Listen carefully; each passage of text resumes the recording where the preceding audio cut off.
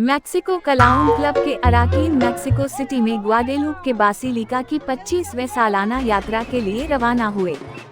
हम मस्खरों का एक ग्रुप इकट्ठा हो जाता है और एक दूसरे को देखने का मौका मिलता है, मोसीस जमनीज उर्फ योम कहते हैं। ये वाकई मस्खरों के इत्तेहाद के बारे में है। मजीद देखें इस वीडियो में।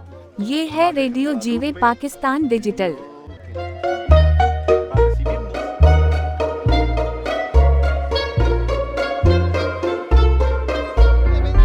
Que nos juntamos un montón de payasos que tenemos la oportunidad de vernos, saludar a los amigos, intercambiar convivencia básicamente. Entonces, pues más allá de ideologías políticas religiosas, pues es la unión de payasos.